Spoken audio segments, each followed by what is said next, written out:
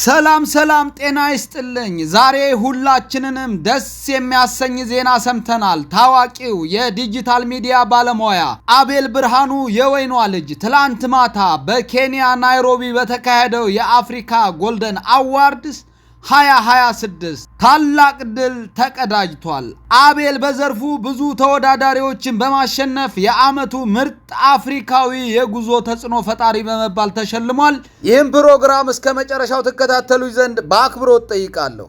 አቤል ሽልማቱን ከተቀበለ በኋላ በደስታ ብዛት በፌስቡክ ገጹ ላይ ለተከታዮቹ ያጋራው መልእክት የብዙዎችን ልብ ነክቷል። ከመወዳት ሰፈሬ ከተወለድኩባት ዓለም ገና ወጥቼ ዛሬ ሀገሬ ኢትዮጵያን ወክዬ የዓመቱ ምርጥ አፍሪካዊ የጉዞ ተጽዕኖ ፈጣሪ በመባል ተሸልሜያለሁ።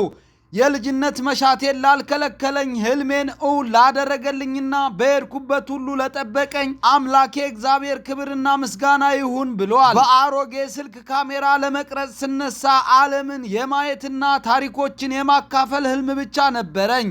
አቤል እንዳለው ስራውን የጀመረው በአሮጌ ስልክ ካሜራ ነበር። ነገር ግን በውስጡ የነበረው ትልቅ ህልም ዛሬ አህጉራዊ ዕውቅናን አስገኝቶታል። የዚህ ሽልማት ባለቤት እንዲሆን ያደረገው በተለያዩ የዓለም ሀገራት እየተዘዋወረ ያቀረባቸው አስገራሚ የጉዞ ቪዲዮዎችና ለተመልካቾቹ ያካፈላቸው አዳዲስ ታሪኮች ናቸው።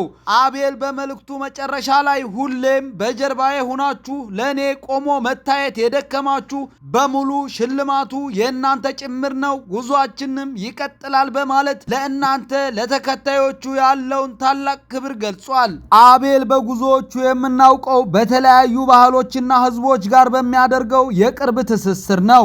ከታላላቅ ከተሞች እስከ ገጠራማው የአፍሪካ ውበቶች ድረስ የጎበኛቸው ቪዲዮዎች ዛሬ ለአሸናፊነቱ ትልቅ ድርሻ ወስደዋል። ኢትዮጵያን ወክሎ በመድረኩ ላይ ሽልማቱን ሲረከብ ማየት ለኛ ለተከታዮቹ ትልቅ ኩራት ነው። አቤል ብርሃኑ ከዓለም ገና ተነስቶ አፍሪካን አዳረሰ። ይህ ድል ለሁሉም ኢትዮጵያውያን ወጣቶች ትልቅ ትምህርት ነው። ህልም ካለህ አሮጌ ስልክ ካሜራም ቢሆን ዓለምን እንድታይ ያደርጋል የሚል መልእክት አለው። እናንተስ በአቤል ስኬት ምን ተሰማችሁ? የእንኳን ደስ ያለ መልእክታችሁን በኮሜንት አስፍሩለት። ቪዲዮውን ላይክ በማድረግ ድጋፋችሁን አሳዩ። ለሀገራችን ተጨማሪ ድሎችን እየተመኘው በሌላ ቪዲዮ እስከምንገናኝ እናንተም ለአቤል ያላችሁን የእንኳን ደስ ያለ መልእክት በኮሜንት አስፍሩ።